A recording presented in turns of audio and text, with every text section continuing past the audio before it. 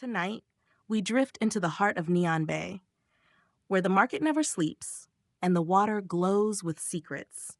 Let the gentle hum of the docks and the glow of distant lanterns guide you into a world just beyond the tide. This story is followed by ambient noise that is perfect for relaxing or sleeping. Don't forget to like and subscribe for more content and comment what you want to hear next. Without further ado, let's jump right in. The night slides in on oiled rails, quiet as a cat. Lanterns bloom along the water, green and amber, their reflections trembling like moth wings on the slick black surface. I step onto a skiff that smells of cedar and rain.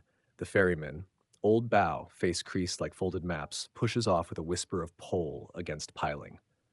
Tide's turning, he murmurs. Good for finding, bad for forgetting. The market unfurls ahead, floating stalls lashed together with rope and superstition, canopies stitched from sailcloth and prayer flags. Someone shakes pepper into a pan, someone else hums a song with no words. From beneath the skiff, something knocks, wood to wood, like a heartbeat misplaced. Looking for anything particular? Bao asks. Maybe a story, I say. One meant for after midnight. Bao's eyes glint. Stories choose their listener. Keep your pockets closed until they do. He guides us between stalls where jars hold bottled dusk and brass bells tuned to the color blue. A girl with hair the color of smoke holds up a coin, bites it, nods solemnly. Real, she says, but you don't want to spend it here. The air is steeped in cinnamon, cut with the brine of tide. From a shadowed dock, a low whistle rides the mist, 3 notes, then silence. Old Bow's hands tighten on the pole. That call again, he mutters. Been hearing it every tide, like a door being asked to open. We slide beneath a line of prayer flags. Their knots click against the mast, counting us in a language the wind remembers. Where's it coming from? I ask. The water, Bao says, as if that answers everything. And the water remembers more than we do. He noses the skiff against a pier made of driftwood and promise. Go on, he tells me. The market's awake. Keep your steps soft and your questions softer. The planks sway gently, synchronized to a breath the bay takes together. A stall ahead lets off soft thunder. A wok hisses as an old woman tosses noodles with chili oil, star anise, and a pinch of cloud salt pinched from a jar labeled with the character for if. Taste? She offers, bamboo tongs hovering. After I find a voice I heard on the water, I say, and she smiles like she's heard that before. Voices are cheap, listening costs. She taps a tin. I hear the clatter of dry seeds.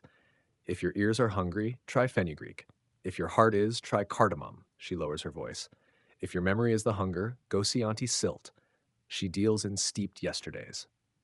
Past her stall, I find a table of trinkets, cracked compass roses pointing at their favorite lies, thimbles that catch stray dreams, needles threaded with moonlight. A slender man in a moth-eaten coat, kestrel, flips cards with lazy wrists. Pick one, he says, and the deck smells faintly of citrus and rain. I touch a card and feel cold as a submerged stare. I turn it over. A lantern with a fish inside, swimming in its own light. Kestrel snorts. You'll be wanting the lantern keeper then. Mira keeps the lamps honest. I heard a whistle, I say. 3 notes. Kestrel's face shudders. Don't talk that call loud. Not tonight. He nods toward a strand of lights coiled like constellations fallen to dock height. Find Mira before the tide's crest. She reads the seam between dark and deeper. As I move on, gulls lift lazily, clockwork whirs ticking inside their hollow chests. A boy offers them crumbs of brass. They peck politely, swallowing spark by spark. Somewhere behind me, the wok sighs again, and the old woman's song follows like a scent you recognize only after you pass it. Mira's stall is a library of fire. Wicks curl in porcelain bowls, mantles whisper, chimneys gleam. She sits on a low stool, bare feet on a coil of rope, fingers stained with soot and something like gold. Her hair is tied with a strip of indigo sail. Don't touch that jar, she says without looking up. It's sleeping. What's in it? A rumor that outgrew its mouth. She lifts her gaze. Her eyes are the color of tide water when the moon is tired. What brings you, late drifter? A whistle, I say. 3 notes. The air tightens between us. Where did you hear it? On the water. Coming in. Mira sets down a wick so delicately the air doesn't dare move. That call shouldn't sound above the undertide, not anymore. The undertide? I ask. The market has floors, she says. We float now. We used to sink by choice. Some nights the old level calls. She turns a lantern's key. Inside, its flame forms a fish, tail flicking, mouth opening and closing in silent advice. When you heard it, did your name feel loose? I realized my name did slip a little in my mouth, like a coin between wet fingers. Yes, Mira nods, unsurprised. Names unthread when the undertide wakes. I can knot yours tighter, but knots are promises. She leans forward. You looking for a story, or trying not to be found by one? I thought finding and being found were the same. They are until they aren't. She slides a small lantern toward me. Take this. It keeps time honest. If the flame leans, the market's moving. The fish lantern blinks once. And if you hear the call again, don't answer, not with your mouth. With what then? Your silence, she says. It's the only thing the water doesn't know how to borrow. Auntie Silt's stall is the quietest place in Neon Bay, which is saying a lot for a market that moves like a sleeping animal. Tea tins line the shelves, each labeled in brushstrokes that look like rain trying to stand. Auntie Silt herself is thin as a reed and twice as flexible in the wind. She pours water from a kettle whose steam smells not of water but of memory warmed. What can I make for you? She asks. We have first laugh, we have almost, and a fresh batch of forgiveness if you don't mind it bitter. Mira sent me, I say, and I'm listening for a story. Stories are thirsty, Auntie Silt says. They drink us first. She scoops a measure of leaves from a tin called Night Harbors and lets them fall like green rain into a clay pot. Tell me what waits on your tongue and won't leave. A whistle, I say, ashamed of how small that sounds now. 3 notes. Ah. She lifts the kettle. That's a question the bay asks itself when it's lonely. Don't answer it. Let me brew you stillness. She pours, and the leaves turn the water, the color of tide worn smooth by moons. Sip when the lantern dreams grow too bright, and don't follow voices below the 3rd rung of any ladder. Why? Because past the 3rd rung is not the place you left, and the water doesn't care about your breath. She slides me a small cup. Drink. The tea tastes like standing on a pier at dawn behind your own shadow. What do I owe you? I ask, reaching for coin. Auntie Silt shakes her head. Bring me a sound that isn't from here, she says. A train's sigh, a street preacher's laugh, wind through wheat. Let the market taste the outside again. A bell rings somewhere, soft, then a sudden hush. Auntie Silt's eyebrow lifts. That's the bell for lost things claimed. Go, child, the market is setting its tables. Crowds drift toward a broad raft that serves as the market's square. The bell is a simple bronze thing patched with solder and prayer paper. Beside it stands a clerk in a hooded mantle, face veiled. He holds a ledger that looks heavy enough to bend the raft. A line forms, a fisherman with a net full of wind that got tangled on the wrong night. A seamstress with a thimble of tears she swears are not hers. A child cradling a wooden bird that will not stop singing. Name your loss, the clerk says to each, voice flat as wet stone. He writes, they ring, the bell shivers, and the ledger swallows it all. When it's my turn, I open my mouth, and the 3-note whistle skims the crowd like a thrown knife. Conversations sever. Mira is suddenly at my shoulder. Old Bow steadies the raft with his pole from somewhere I didn't see him approach. Don't speak, Mira warns, barely moving her lips. The clerk's veiled head tilts. The flamefish in my lantern stutters, then steadies. The whistle comes again, closer, patient. The clerk raises his free hand, palm out, and the market answers. Lanterns dimding in a ripple, kettles quieting, ropes tightening like held breath. We do not answer you, the clerk says into the mist. We do not owe you our names. A shadow moves beneath the water, long and deliberate. The bell hums once on its own. My skin prickles as if every hair remembers an older wind. Then the shadow passes and voices return as if nothing happened. The clerk looks at me. Name your loss, he repeats. My certainty, I say before I can stop myself. He writes. The bell rings. Somewhere, a door I cannot see edges open a finger's width. Kestrel intercepts me near a string of lanterns painted with maps, coastlines that sway on oil-slick water. You chose honesty, he says. Dangerous currency.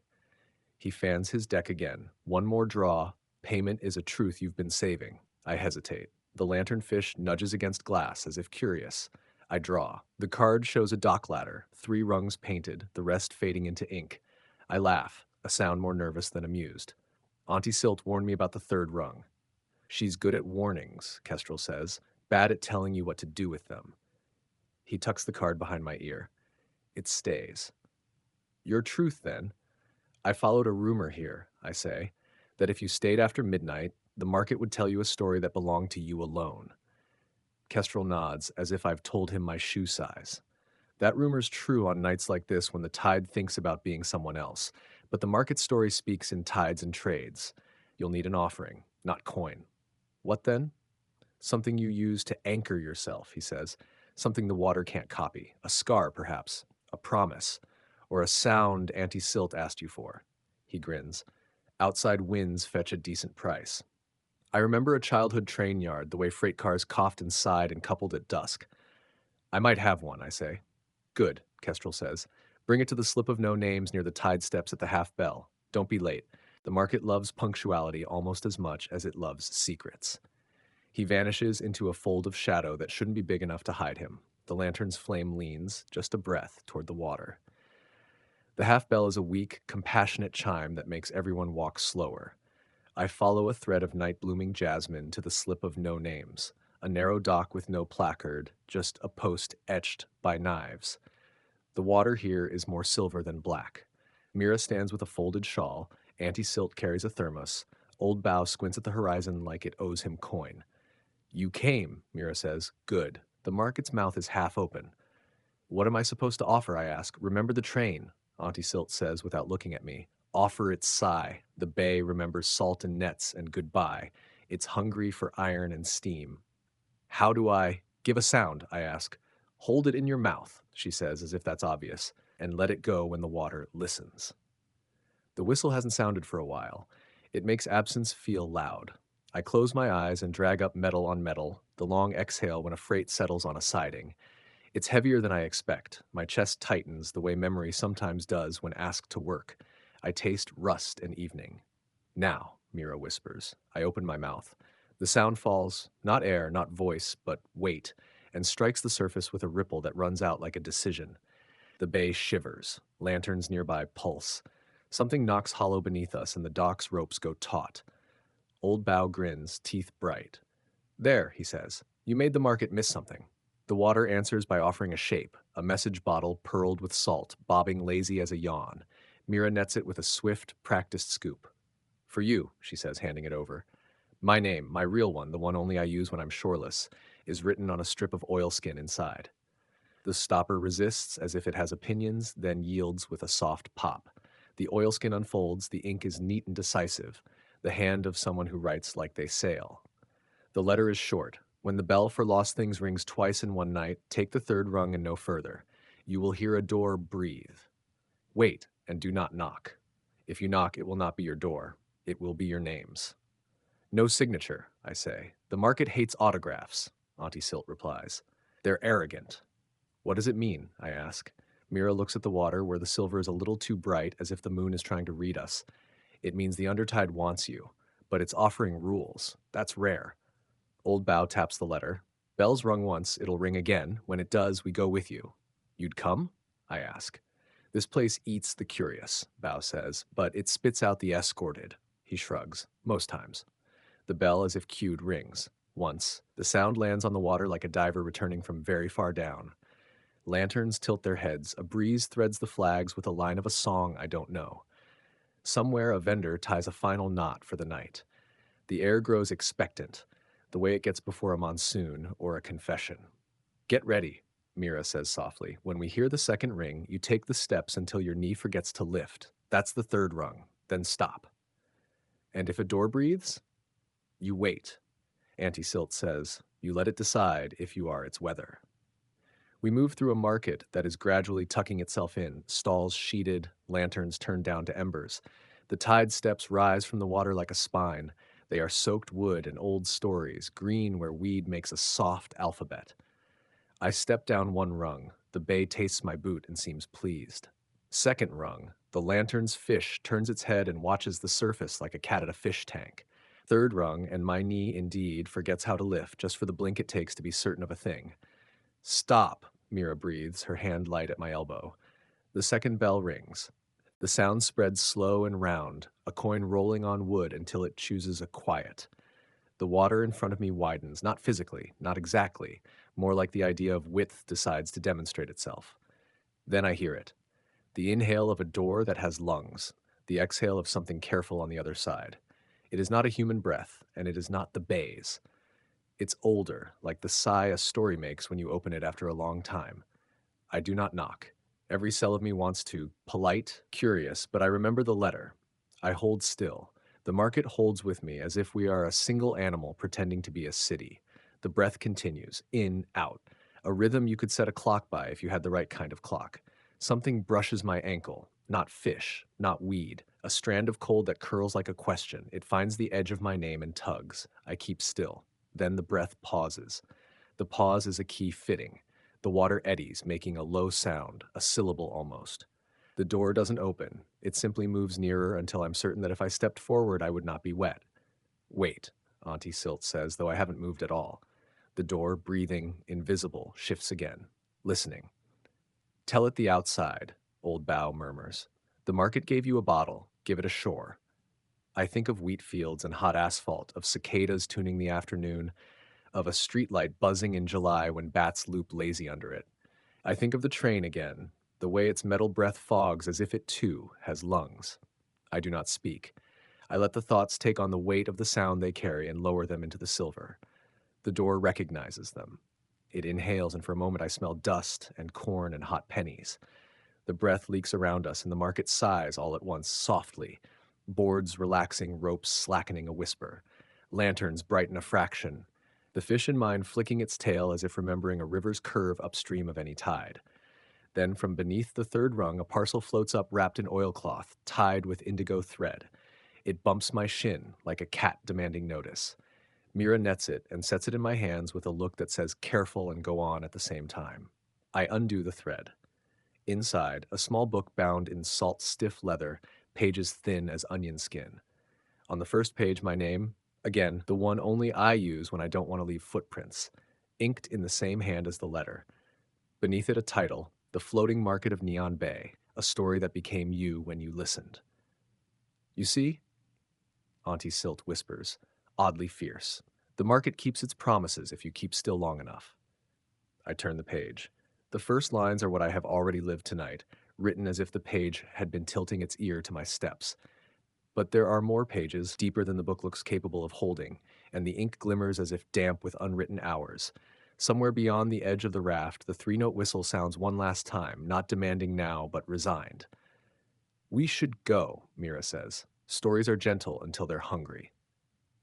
I lift the book. The door's breath withdraws, not displeased, not satisfied, merely patient, the way water is. I step up one rung, then another, until the market takes me back into its patterned heartbeats. The lantern in my hand burns steady. The fish inside swims on as if it has somewhere to be. Midnight, Old Bow says, checking a watch with no hands. That's when the rest begins. Midnight in Neon Bay doesn't arrive. It rises, like steam from a kettle left thinking. A hush cools the planks. Vendors tuck their last coins into tin mouths. Knots are checked, then blessed with a knuckle touch. I sit with the salt leather book on my lap while the lantern fish noses the glass like a curious pet. Mira drapes her indigo shawl around my shoulders without asking. Hold the spine like you'd hold a bird, she says. It remembers pressure. Old Bow moors us to a drifting raft that wasn't here during dusk. Pale wood, no nails, just joints that trust each other. Auntie Silt pours tea from her thermos. It smells like rain braided with smoke. Read the next page, she tells me, but not aloud. She taps my knee. The market has ears and pride. I open to a line of ink still glistening. At midnight, you will be offered a price for what you cannot sell and must decide how to refuse without lying. I look up. What does that even mean? Mira's mouth quirks. You're about to be visited by the tallyman. From between two shadowed stalls, he comes as if he had been standing there all along. A thin figure in a jacket patched with receipts and weather, hat brim low, hands gloved against memory. His eyes are ledger gray. He smells faintly of graphite and citrus peels. Good evening, he says, voice soft enough to fold. I count what's owed and what's forgiven. I don't mistake the two. We're closed, Bow says, not unkindly. Not to him, Auntie Silt murmurs. Never to him. The tallyman tips his hat a centimeter in my direction. You brought outside wind. The market paid fair. Now I offer a counterweight, not debt, balance. He produces a coin carved from bone, no denomination, only a single notch along one edge. In exchange for your certainty, I give you permission. Permission for what? To be the listener the story thinks you are, he says, as if reciting a weight, not a sentence. Doors will open softer, names will sit easier in your mouth. He watches me. You can't buy it, only accept it, but everything accepted costs. What would I owe? I ask. Nothing I can collect, he says, but something will come due. Mira's fingers tighten on my sleeve. Refuse without lying, she whispers. That's the rule. I meet the tallyman's gaze. I don't accept things I can't return. He considers, then nods. Respect or regret, I can't tell. He pockets the bone coin, tips his hat again, and slips back into the seam he arrived from. The book warms against my palms, pleased. A thin music threads the night, more shape than sound. It pulls us down a lane of sleeping stalls until we reach a canopy stitched from sailcloth stamped with ports I've never seen. Under it sits a woman with a cracked viola and a bow strung with gray hair. She plays nothing anyone could hum, yet every lantern leans in as if remembering. Lark, Mira says softly. She's the market's lullaby. Lark nods to the empty stool beside her. For the listener, she says, if you sit, you'll hear what the water won't tell in daylight. I sit. The book on my lap opens itself, pages fluttering to a blank that slowly inks into lines. The lullaby's gift is not sleep, but recall. What you forgot on purpose, it will place gently in your hands. My fingers tense. I'm not sure I want that. No one is, Lark says, smiling like tide foam. That's why it works. She draws the bow. The first note is a gate unlatching. The second is a lamp being turned down. The third is the way a mother breathes when the house finally quiets.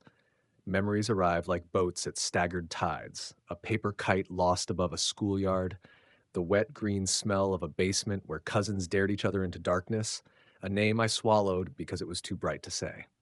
I don't move. The market hushes until even the gull's clockwork seems to tick more softly. When you choose one, you'll pay with another, Lark warns. Hands only hold so much. I take the smallest, an old apology I never made. It sits in my palm like a smooth pebble, heavier than it looks. The others drift back into the water between notes. I feel lighter and lonelier, both at once.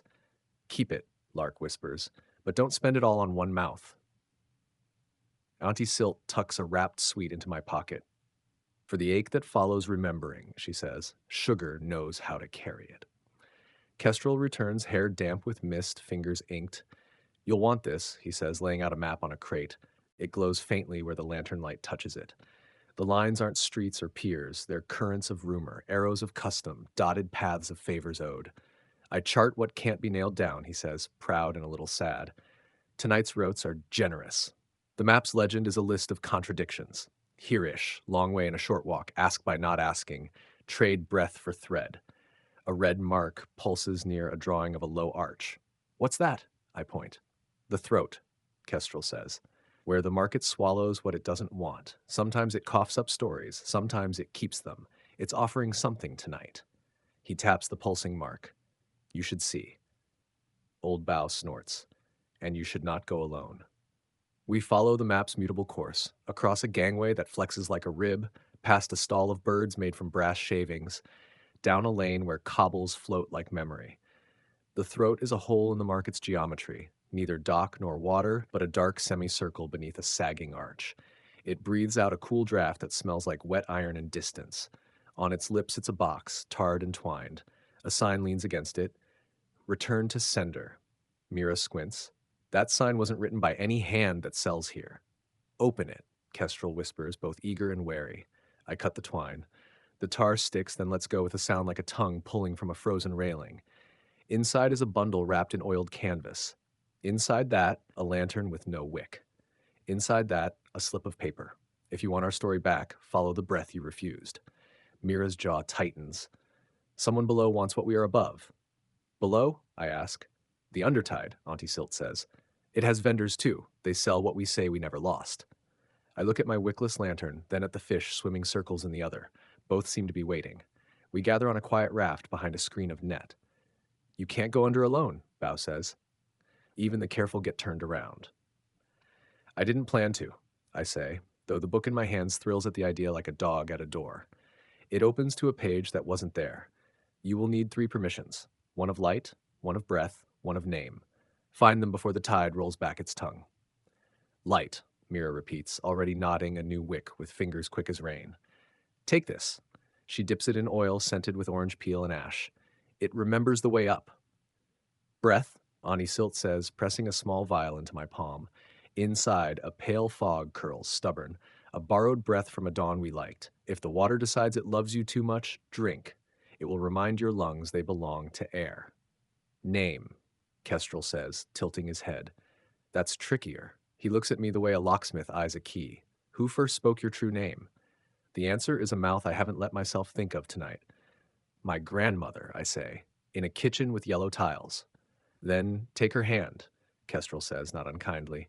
He slides a ring the color of old honey off his finger. Inside its band, a single letter is engraved. No vowel, all promise. Let it sit on your thumb. Don't turn it. Remember how she said you, not what she called you. I slip on the ring. It warms immediately, a pulse finding mine. The book notes a margin line. 3 permissions granted. Mira fixes the new wick into the empty lantern. It won't flame until below, she says. Some fires don't like to be watched getting dressed. Bao readies his pole. We'll take you to the seam, he says. After that, you keep your feet slow and your questions slower. And if I hear the whistle, I ask. Auntie Silt's eyes are flint. Let it pass. Tonight, you're the one doing the calling. The seam lies where the market pretends not to end. Ropes sagging into dark, piling slick as forgotten promises. Bow threads us between lily pads of raft you'd swear were just shadow if you weren't watching. The water thickens. Not syrup, not kelp. Thick the way a conversation becomes when no one wants to be first honest. My lantern's fish goes still as if listening hard hurts. There, Mira whispers, pointing to a patch of water as unremarkable as a shrug. Step down. 1, 2, 3. Stop at your knee. I know the rule, I say. The book hums in my grip. I tuck it in my shirt like a priest might a charm. The new lantern hangs from my wrist, wick dark. I take the first step. The water rises to meet me like a well-trained dog. Second step. The seam breathes in once. Third, the knee trick again. I stop. Go gentle, Auntie Silt says. Remember, you can rise. I exhale the train's sigh in a long ribbon and let it lace itself into the seam. The water loosens and I slide, neither sinking nor walking exactly, through a cool sleeve the size of the night. My ears pop. The ring warms. The wick catches with a shy flame that throws no light but makes the dark aware of me. Then I'm standing. The surface above is a wavering mirror, the market's underside tethers and ropes and weighted prayers. Ahead, rafters, platforms, lanes made of plank and silt, and something that shuffles away as I watch it. The undertide is the market's echo in a lower key, stalls lit from inside their shadows, vendors with faces that seem sketched, erased, sketched again. Welcome, says a voice from behind a curtain of eelgrass beads. We wondered when you'd stop being polite. The voice belongs to a woman whose age can't decide itself. Her hair spills like ink, then gray, then black again, depending on which way the wickless light tilts. I am seller of borrowed moons, she says. We rent shine to those who fear their night is ordinary. I'm looking for a story you took, I say, or were given with the wrong hands. She laughs, a sound like a pebble skipping perfectly 4 times. We take nothing. We keep what's sent down by indecision. Your market returned a box marked sender unknown. We opened it with our curiosity and yours. She slides a drawer. Inside, moons rest like coins. Crescent, gibbous, thumbnails of light that hum faintly. Pick one for your way, listener. Undertide streets prefer travelers who glow. I already have light, I say, raising the wick lantern. It shows its timid flame. She squints. That's not light, she murmurs. That's memory burning. She pushes a small crescent toward me. Wear this behind your ear. It will make the dark forgive you your clumsiness. What's your price? I ask. A lullaby, she says. Not larks, yours. My throat tightens. I have one, ragged, half-remembered, made of 2 wrong notes and a hum my grandmother used to fill silence. I give it to the air between us. She closes her eyes, satisfied and sad, and lets the crescent tuck itself behind my ear, cool as a coin, warm as a promise. The lanes ahead quicken their outlines, just enough not to lie. 3 rights bring you to the bookery, she says. They will ask what you've read of yourself. Answer without cruelty. Shelves rise from the silt as coral might, pages spined with rope, covers grown from pressed kelp and lacquered drift. The bookery's keeper is a broad-shouldered person with ink stains up to the elbow and eyes gentle as low tide. New reader, they say. You carry one of ours above. I touched the salt leather book under my shirt. It said it was mine. All books are, they say, amused, until they decide to outgrow you. They gesture to a table where blank volumes lie open, pens standing like cattails. Here, we bind what's listened to. What do you recall of your market? I want to answer. Lanternfish, train sigh, lark's notes, but the rule from my book echoes answer without cruelty. I recall being welcomed, I say, and warned. I recall trades that didn't take advantage and prices that taught me how to count again. The keeper's smile deepens. That's generous. They nod to a nook. Then you can read what we've kept for you, the sentences that fell through the planks when the wind took them. On a low shelf sits a stack of words not yet in any book, lines that feel like my handwriting when I was 10, then 20, then however old you are when you stop counting. I read, "You are not alone when you are quiet. You are accompanied by what hears you." Another, "You can refuse a fair bargain and still be loved by the place that offered it." Another, smaller, "Your name sits up when it smells cinnamon." That last one is true for more than you, the keeper says, amused. Will you be needing anything else? Yes, I say. A story returned. It was sent back with a label we didn't choose. They lean, listening to a sound I can't hear. Follow the breath, they advise as if it were a doc's name. It's meeting you at the throat's underside where cough becomes consent. The lanes narrow, then open on a chamber beneath the arch I saw above, a hollow of black pearls glued by tide. The breath here is steady, cool, and not entirely marine. On a flat of wood lies a bundle I recognize, though I've never seen it. The floating market of Neon Bay, a story that became you when you listened. It's tied with a cord of eelgrass and hope. Careful, murmurs someone I can't see. The wick lantern flickers, then steadies. I reach and feel the slight resistance of something that wants to be asked, not taken. May I? I say to the breath. It inhales longer than before. The ring warms until I feel the imprint of the engraved letter. My grandmother's kitchen floods me. Yellow tiles, the scrape of a chair, her pulse in my wrist when I was small and didn't know how to cross streets. I hold that, let it rise through me like air, then press it into the moment the way Auntie Silt showed me how to pour tea. No splash, no waste. The resistance loosens. The bundle slides into my hands.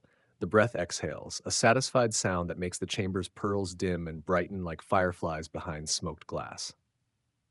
What does it want in return? I ask. A low voice answers from the dark.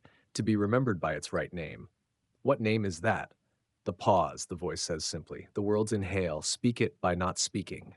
The lullaby coin behind my ear cools, then warms again like the sea tasting a river. I can do that, I whisper, and then I don't whisper at all. The pause widens, then nods. Yes, doors can nod, and the way up opens like a thought you finally trust. Rising is harder than sinking. The undertide tugs, friendly, insistent. The wick burns a little bluer, then gentles. I climb the feel of the third rung, the rule making a handle out of water. When my head breaks the surface, the market above greets me with 100 tiny sounds. Flags answering a small wind, the lap-lap of forgiving waves, someone laughing in their sleep. Mira's hand is there. Auntie Silt's thermos bumps my shoulder. Bao steadies me without admitting he's glad. Kestrel's grin is all teeth, all mischief. You brought it, he says, relieved. I set the bundle on the raft. The eelgrass cord unknots itself, modest nonchalance. The book inside is larger, or my hands are smaller. Either way, it feels like a door I can carry. Its first page now reads, "Returned with permission, retained without debt." A line below, finer, and taught the right name of the pause. You fed it a good name, Auntie Silt says, pleased. Names like that grow roots. What do we do with it? I ask. We let it read us, Mira says, eyes kind. Then we read it back. That's how a place and a person agree they've met. Old Bao snorts. And then we eat, because crossings make hunger honest. He produces buns stuffed with something peppery and sweet. I take one, the sugar a slow tide across my tongue. The apology pebble in my pocket stirs. I'm not ready to spend it yet. Soon, maybe. The market feels like a good place to be forgiven. The three-note whistle gathers itself far off, then dissipates, a hand deciding not to knock. My lanternfish resumes its lazy circles, content to be ornamental again. Above us, Lark plays a single note to tuck the edges of the night in, and every knot in every rope answers by forgetting how to slip. We sit in a loose circle, knees pointed to the book's small weather. Mira lights more wicks. Each flame takes a different stance. curious, shy, declarative. The salt leather creaks, happy to be worked. I turn the page and find words that are mine but voiced by elsewhere. You came because you listened when the Bay asked nothing of you. You refused a fair coin and learned that refusal can be a gift. You descended with 3 permissions and returned with one more, to call the pause by its name. What you owe is not price but practice. Tell this market what the outside tastes like when it rains in wheat. So I do. I tell them about the way stormwater runs down a county road's crown, about the first hiss when it hits hot dust, about box fans and old windows rattling like they're about to speak, about moths smacking screens in their stubborn desire. As I speak, the book writes. As it writes, vendors drift, listening with their hands still busy, tying lines, wiping counters, pouring broth. The market grows larger by the size of my sentences, then returns to itself, richer. Kestrel puts a card on the book's edge, the latter with 3 painted rungs. For luck, he says. Auntie Silt slides me a second sweet. For after you spend the apology. Mira reknots my lantern's handle. For later nights, she says, stories always think there's one more. Old Bow pushes off gently, letting us drift just enough to feel the market's pulse and not mistake it for our own. You staying till dawn? He asks, as if he doesn't already know. I think the story wants me to, I say. The story, Lark calls from her stool, is very rarely wrong. She lifts her bow. Rest now. There's a tide that arrives at 4 bells that asks a different question. Not what will you find, but what will you keep? The book closes itself to a soft clasp. The lanternfish dims as if it too wants to nap. I lean back against a coil of rope that remembers 1,000 hands and allow Neon Bay's cradle to sway me toward the seam between waking and a gentler listening, where the market and I can keep each other company without speech. The sound comes like a soft hand on the shoulder, 4 slow, measured chimes that seem to float up through the planks instead of down from any bell. The air cools a shade, the lantern flames draw in as if inhaling. Mira wakes me with a touch to the arm. 4 bells, she whispers. This tide doesn't trade in goods. What does it trade in? My voice feels half misted with sleep. In what you'll keep after you leave, Auntie Silt says, her thermos already in hand. It has no stall. It will find you. Old Bow points toward the dark edge of the market, where the rafts end and the water's surface turns to ink without reflections. Something approaches. Not a boat, not a swimmer. It's a slow bulge in the bay, as if the water itself had decided to carry a thought toward us. When it stops, the bulge sinks, and in its place floats a flat wicker tray with 3 items. A stone with a hole worn through, a lock of hair bound in copper wire, and a scrap of paper folded into a perfect square. Mira gestures for me to choose. Only one, she says. The tide has no patience for greed. I study them. The stone feels like a place to see through. The hair hums faintly like wind caught in a flute. The paper seems empty, but somehow heavier than the others. I pick up the paper. It's warm, and when I unfold it, there's only one word written in precise black ink. Later. The market holds its breath for a moment, then releases it all at once, the creak of planks, the slack of ropes, the mutter of night voices returning. The tray drifts away without wake, heading back toward the ink-black edge. Auntie Silt leans in. You chose promise, she says. It's the most dangerous thing to keep. Later in the tide, as stalls begin to yawn themselves open for the nocturnal rush, Kestrel waves me toward a narrow pier that looks like it's been built entirely from mismatched doors. At the end sits a figure sharpening something too thin to be a blade and too bright to be a needle. His stall is bare except for a single sign painted in looping script, edges trimmed or tempered. The man, young, with hair bleached almost white by salt, doesn't look up. You've got frayed edges, he says, as though remarking on the weather. Want them tidied? What happens if you do? I ask. They stop catching on the world, smoother travel, but less chance of snagging something interesting. Mira shakes her head behind me, but I ignore her and ask, what's the cost? A single question you never want answered, he says. That's dangerous. Questions are half my currency, but I have one I've carried for years without wanting the truth. I whisper it to him. He nods, satisfied, and runs the bright tool along the air around me. The sensation is strange, not touch, not sound, but a subtle easing in my bones. When he's finished, I feel lighter, and perhaps a little less likely to stop where I might have once lingered. He hands me a small pouch. Shavings from your edges, he says. Throw them into water you never intend to cross again. When we walk away, Mira mutters, "You'll miss the snags more than you think." I tuck the pouch into my coat, uncertain whether she's warning me or promising. The lane ahead smells of wet rope and kelp. At its end, a woman sits cross-legged on a raft no bigger than a bed, weaving strands of silver thread into long ribbons that ripple even without wind. Beside her, a basin of water reflects not the market, but some distant horizon. She glances at me once. "Traveler," she says, "your path behind you is unruly. Want it straightened?" "What do you mean?" I step closer. "I can comb your wake," she explains. "Smooth the ripples you've left so nothing can follow by scent or sight. It's useful if you've made more enemies than friends. And the cost? A footprint you haven't left yet." That sits heavy in my chest. To give up a step not yet taken is to cut a branch from the tree before you've seen where it grows. "What happens to the footprint?" She smiles faintly. "Someone else takes it." I almost refuse, but then I think of the whistle, patient and watching, and of the Undertide's vendors who sell what we never meant to lose. I nod. She dips her hands into the basin, stirs once, and my wake in the water smooths until it's a seamless sheet of silver. "Done," she says. When I leave, I feel the absence of that future step like a phantom limb. Somewhere in the market, someone else is taking it for me. Near the farthest lanterns, I find a stall filled not with objects, but with the faint sensation of having forgotten what you meant to say. A tall man in a collar of seashells looks up from a ledger made entirely of blank pages. "Silences," he says. "I collect them, the good ones, the awkward ones, the ones you carry home and think about in bed." "What do you do with them?" I ask. "Store them until someone needs to borrow one," he says simply.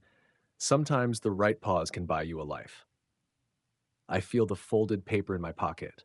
Later. "What would you trade for this?" I ask, showing him. His eyes widen slightly. "Ah, a timed silence. Rare." He taps the ledger. "I can hold it until it's due. Keep it from spoiling." "What would I get?" He thinks for a long moment. "A silence in return, one that falls exactly when you most need it, though you won't see it coming." It feels like swapping a locked chest for another locked chest with no key, but I hand over later. He tucks it into the ledger, the blank pages rippling as if catching a breath. "Yours will find you," he promises. As I make my way back toward the main square, I hear a sound I've only heard once before, the market's bell. But this time it rings for found things. The tone is brighter, almost relieved. Crowds gather around the clerk, whose ledger is open to a fresh page. Each person in line receives an object in return for a small gesture, a nod, a coin, a whispered name. When my turn comes, the clerk studies me through the veil. "You have two claims," he says. "One from above, one from below." He hands me the first, a small brass whistle on a cord. "This was watching you," he says. "It's quieter now." The second is stranger. A shard of mirror no bigger than a coin. Its surface so polished it reflects not my face but a scene, the Undertide's bookery, shelves swaying slightly. The keeper is shelving a book with my salt leather cover. "They kept a copy," I murmur. "They keep everything," the clerk says, "but now you know it."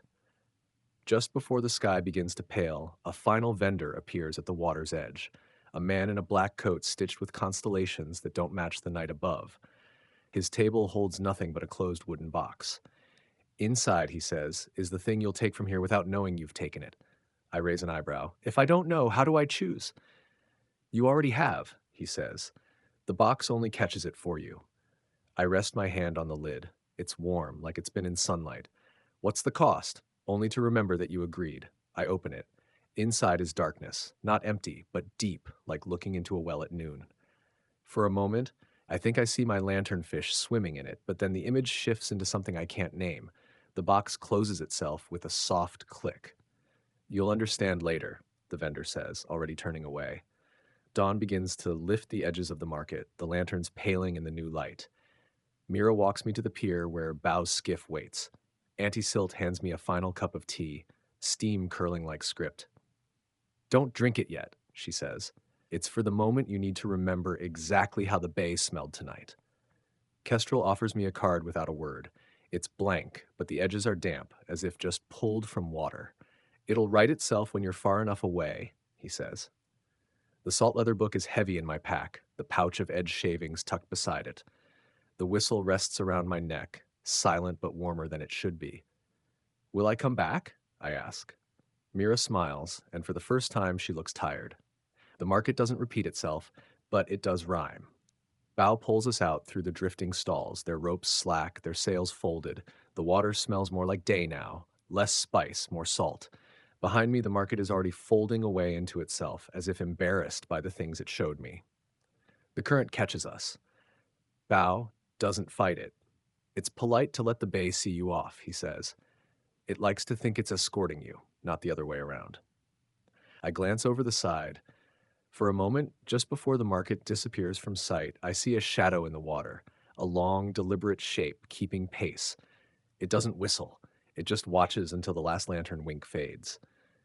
When we dock at the mainland, the air feels heavier, louder.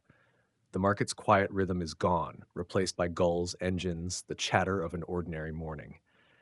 I step onto the pier and instantly feel the pouch of edge shavings tug toward the water, as if wanting to be set free. I toss them in. They sink without ripples. In my pocket, the apology pebble stirs again. I take it out, roll it in my palm, and decide, for the first time in years, who to give it to. Later at home, I unpack my pack.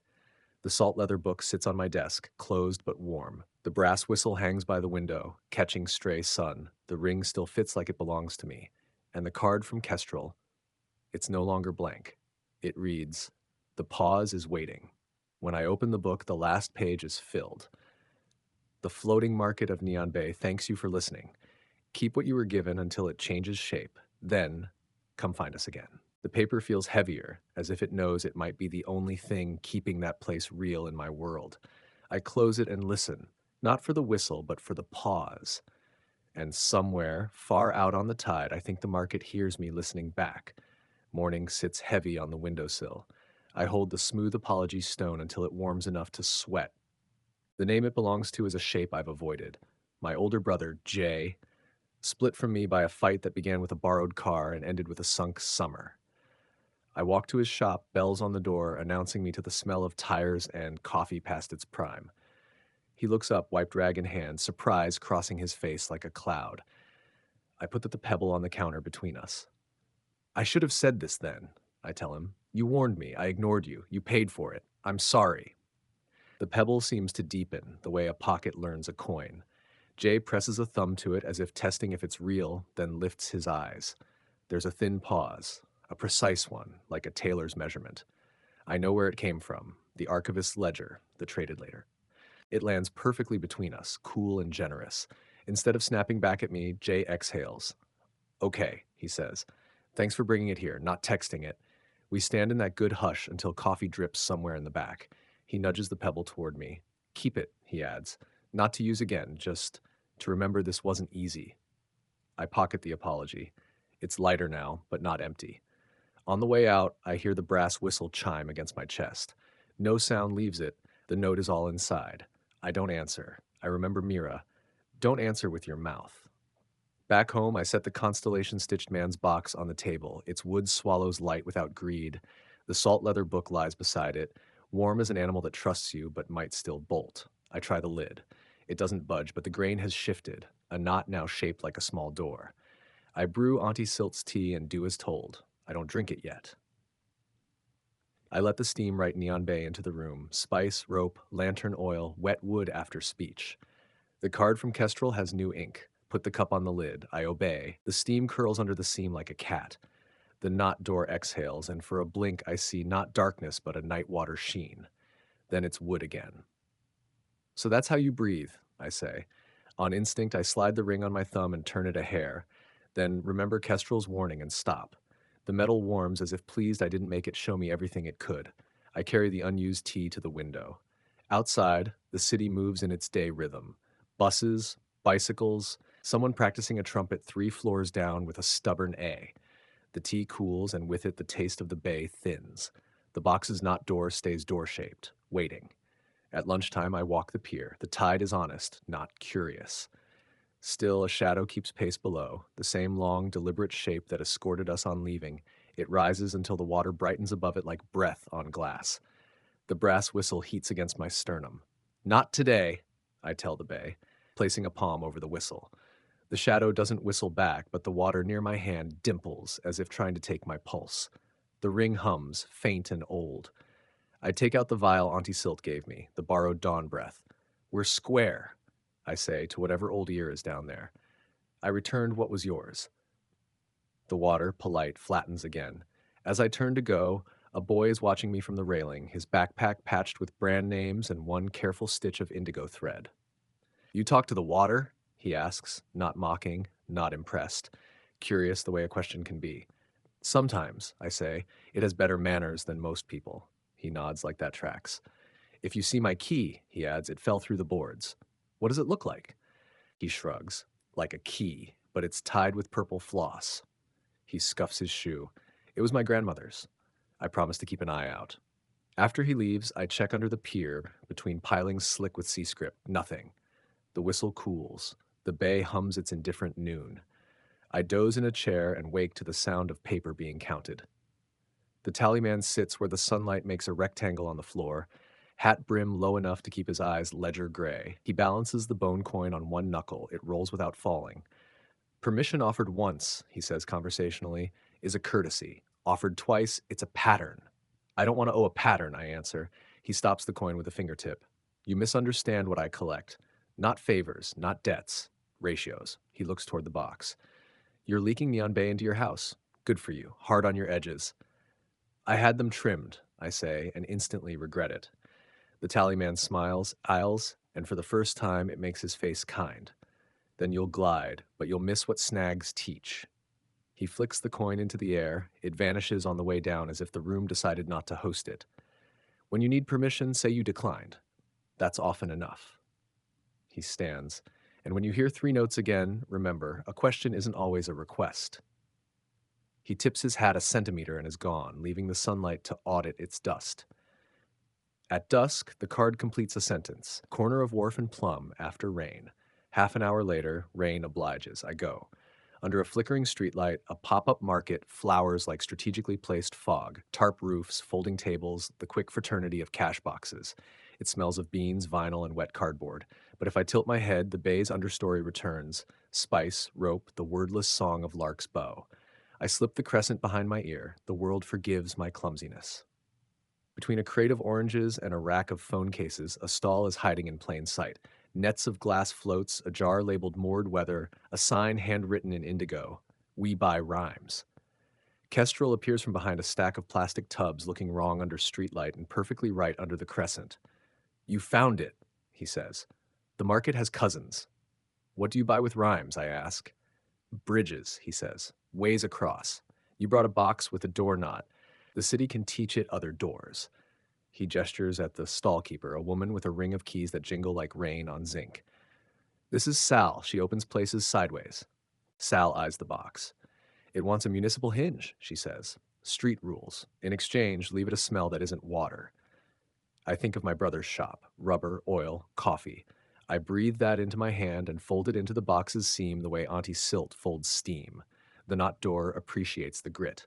Sal laughs. Good, she says. Now it can open in both languages. Turning from the stall, I nearly collide with someone moving exactly where I would have had the weaver of wakes not combed my path. We both stop. It's a woman about my age, wearing a jacket patched with receipts and one star embroidered on the cuff. Her eyes widen, mine do too. We have met in the way weather meets its forecast. Sorry, she says, stepping where I would have stepped. The sensation is uncanny, like watching your handwriting performed by someone else. The pouch I once carried, the one holding shaved edges, itches in memory, though I threw it into the sea. You took a step from me, I blurt. I gave one up. Ah. She nods slowly. I felt it, she admits. A sidewalk just appeared. Her laugh is brittle and then warm. I crossed because someone, somewhere, needed me to. We buy noodles from a stand that pretends it's been here forever. Over steam, we talk like neighbors whose fences tilt toward each other. Her name is Noor. She lost a grandmother this spring and found herself standing in a church 2 neighborhoods over with no idea why, until a child started crying and she knew the lullaby. Mine. You gave away more than a step, she says gently. You gave me a route into your shore. And you gave me back the moment to fix mine, I say, thinking of Jay and the pebble. We clink chopsticks, not to seal anything, just to admit it happened. That night, the knot door on the box whistles. Not the brass around my neck, the wood. 3 notes, quiet as a moth. It's not a question, it's a rehearsal. The grain shifts toward my bedroom door. The breath inside smells faintly of river silt. No, I say, but the door has a suggestion in it. You taught me a name for pause. Let me test it. I set the box in the tub and turn on the shower to a thin, steady rain. Street rain. City water. It taps the wood into its municipal hinge. The knot door sulks, then adjusts. The 3 notes turn neutral. You can open, I tell it, but not into my sleep. It chooses the hallway. The door unknots. The darkness inside is not undertied, but it's not my house either. It's a stairwell every apartment has concrete, paint, one light always buzzing, a smell of old mail. On the second landing waits an old woman in slippers carrying a cat that dislikes being carried. She looks at me as if I'm late. You're the one with the paws, she says. Hold it while I call the elevator. I hold it. The pause sits between us like a chair. The elevator arrives without jerking or sighing. She steps in. The cat tolerates it. She presses a button that exists only as long as her finger is on it. The doors close and open on 7 summers. She exits somewhere that is not my building, thanks me with a nod that should be heavy but is only exactly itself. I close the box. Sideways, I tell it. It pretends innocence. When I wake coughing at 3 a.m., salt on my tongue.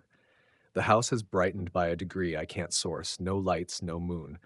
The brass whistle is warm as a heart. The box is purring. A draft runs through it, in, out, like the throat under the arch. I grab the vial of borrowed dawn and pull the cork. The breath is cool and steady, a field at 6 in the morning before the sun decides to be serious. I drink it. Lungs uncurl, the cough retreats. The room's brightness dims, chastened. If the undertide was trying to practice breathing upstairs, it remembers its place. Nice try, I say aloud. The ring warms in agreement. In the sink, the teacup anti-silt told me to save rattles once. I rinse it, fill it, and leave it by the window. Outside, someone laughs on the sidewalk in a way that makes their friends kinder. The salt leather book opens itself to a page I haven't seen. Now that you've kept, what will you carry? There are blank lines. The question isn't rhetorical. It is the kind that expects to be answered in ink and practice. I list. The ring's old warmth, the whistle's patient lessons, the wordless way water says stay without demanding it, Noor's step, now partly mine, Jay's shrug, which was forgiveness disguised as a mechanic's motion, the way Sal's keys sounded like rain that meant to land exactly where it did. At the bottom, a new line writes itself. Also, carry your own name the way Auntie Silt carries tea. Hot, careful, meant to be shared and not spilled. I close the book, the cover sighs in approval. On the spine, a tiny knock appears like the first notch on the tallyman's coin, but this one is mine. I pocket the brass whistle and decide to take the long way to the pier at dusk. The box rides in a satchel, its knot door quiet as a cat that has already found the warm spot on the couch. Fog drifts in from the channel. Not the market's mist. This is city fog, flavored with diesel and last night's onions. Still, when Bao's silhouette emerges from it, pole over shoulder, I grin like a child catching a first firefly. You're late, he calls, which means right on time. Mira waves from the stern, shawl caught around her like the idea of wind. Auntie Silt raises a thermos. Kestrel flicks a card, lets it vanish before it lands. You brought your door, Mira observes, nodding to the satchel. It learned manners, I tell her. Cities teach that, Kestrel says. Or they teach tricks. Good edges matter. Bow steadies the skiff while I climb in. The tide lifts us the way a sentence lifts when it knows where it's going. Somewhere under the fog, the long shadow keeps pace, respectful. I don't wait for the 3 notes. I give the pause its right name by not speaking, and feel the market open ahead. Not a repeat, but a rhyme. Lanterns lower tonight greet us with the kind of light that lets you make your second choices without shame. Welcome back, Auntie Silt says, pouring tea that has remembered more than water should. We've set aside a stall for what you've carried. What am I selling, I ask. Not selling, Mira says, smile a quiet harbor. Showing. Bao pulls us into the aisle of after midnight. The market breathes. The book warms. The box's knot door loosens, ready to open in a place that knows how to hold what it offers. And somewhere between the planks and the tide, a story I haven't earned yet clears its throat, patient and hungry, certain I'll keep listening. We tie up near a narrow raft freshly scrubbed, a signboard blank and expectant. Mira hands me a brush dipped in lampblack. Name it, she says. The salt leather book warms at my ribs. I write, kept and carried. Under it, smaller, windows open sideways. The knot door on my box loosens as if preening. Inside is that stairwell smell, paint, old mail, a buzz that belongs to every building. Sal's municipal hinge hums along the grain. We arrange a humble spread, my brass whistle on a felt square, the crescent moon tucked behind a glass, Kestrel's wet-edged blank card on a stand, Auntie Silt's thermos for whoever needs warmth without words. Lark tunes one string and lets the bow rest on her knee like a hand at ease. First visitors are market folk, a rope mender whose palms are maps, a girl with salt-burned hair who sells bottled dusk, the clerk with the veiled face, ledger closed for once. They lean into the knot door and exhale city into it, bus brakes sighing, a traffic light clicking toward walk, the hush in a laundromat when all the machines agree on spin.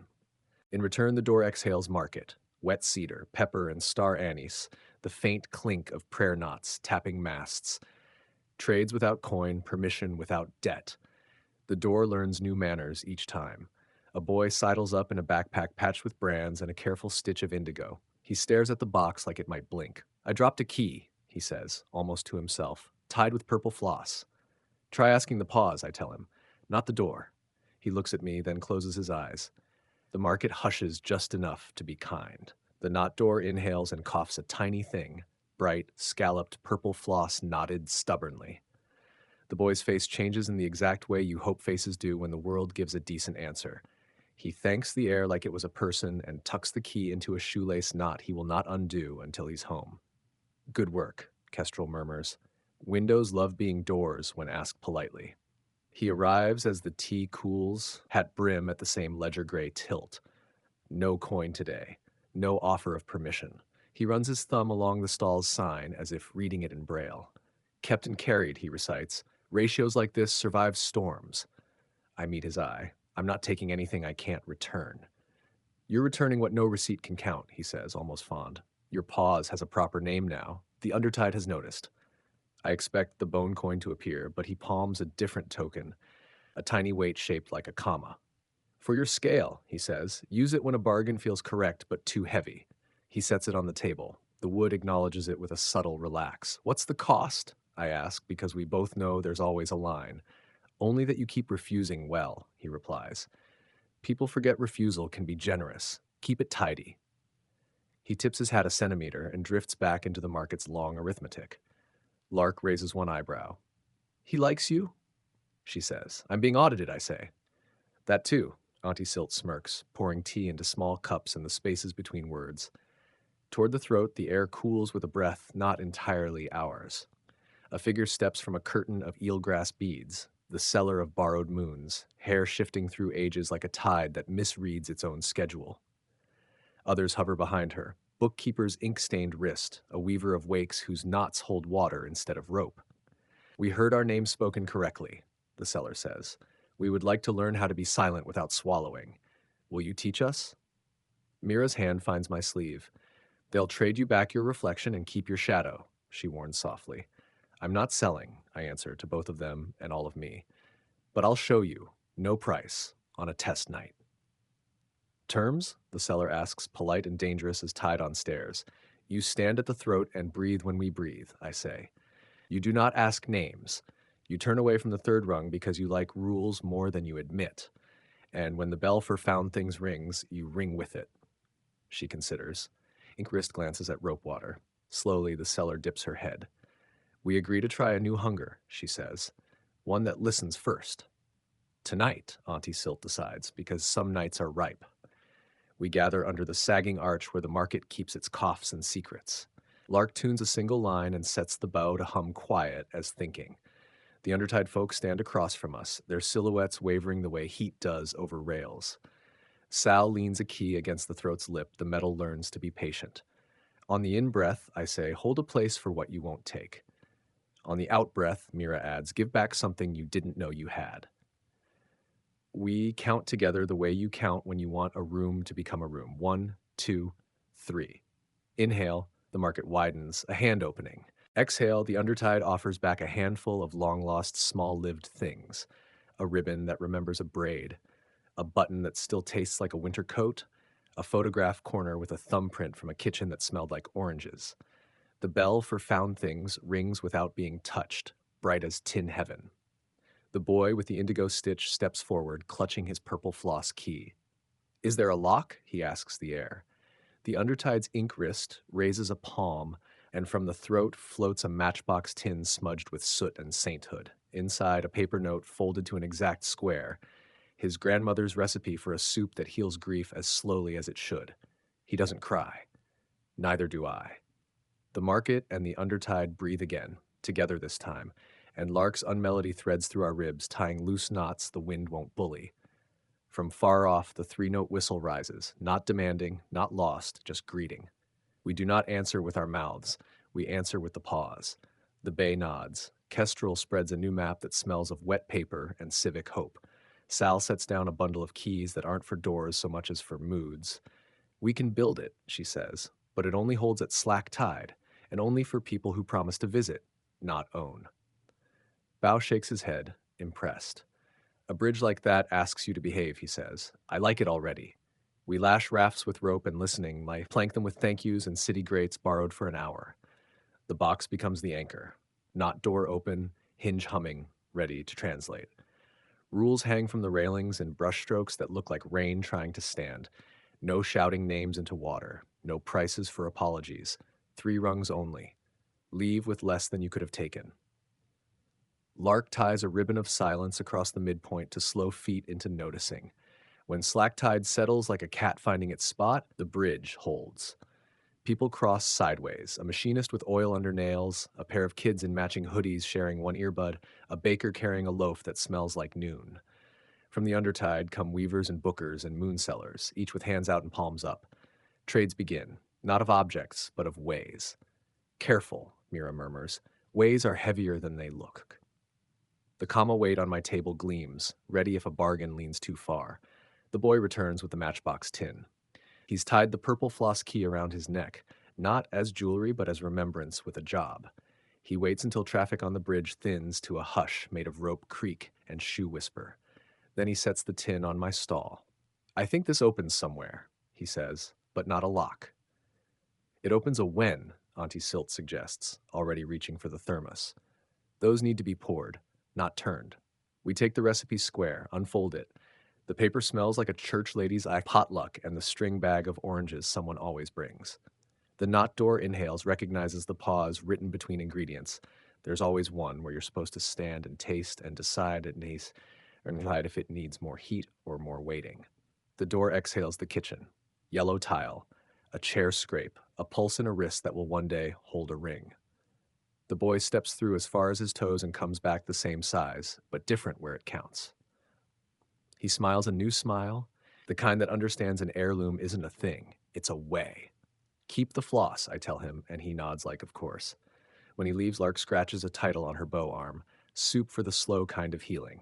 She plays one note. It tastes like orange peel and patience. Bring him, Mira says, and I do. Jay is not a market person by disposition. He likes bolts with threads and problems with torque specs. But he steps onto Bao's skiff and doesn't make fun of anything he can't fix. The bridge is still holding its slack. The rules make sense to him the way torque patterns do. He reads them out loud without realizing. At Kept and Carried, I place the apology stone on the table.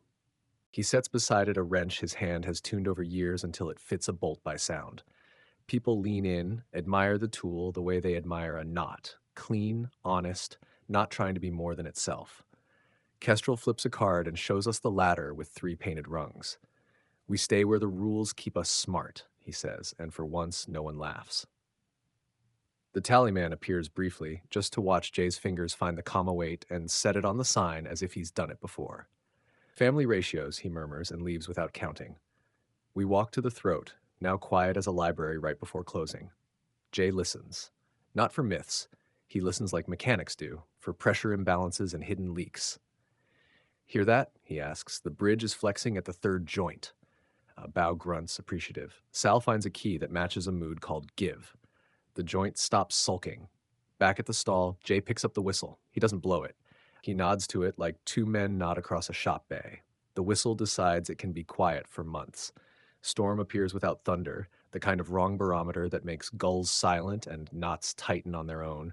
Lanterns huddle their light. The bridge shudders. The market breathes shallow. The undertide's shadow elongates beneath us, long and deliberate, like a thought overtaking its thinker. The Guardian, Auntie Silt says, voice the temperature of first tea. Names ask to be held. The water noses the throat open without asking. Boards flex. Prayer flags learn new prayers. The shadow rises until its back is a hill swell, glossy and muscled with old words. Eyes like unlit lanterns turn toward the stall where Kept and Carried leans into its own name. I'll hold the pause, I tell Mira. You won't hold it alone, she answers, already knotting two wicks into one. Lark lifts her bow, finds a note that allows fear to step aside without losing its dignity. Kestrel places the ladder card on the throat's lip, 3 rungs, no more. Sal sets keys like ballast along the rail. Stay, loosen, remember. I put the comma weight on the market's breath. We will not answer with our mouths, I say to the dark. We will answer with staying.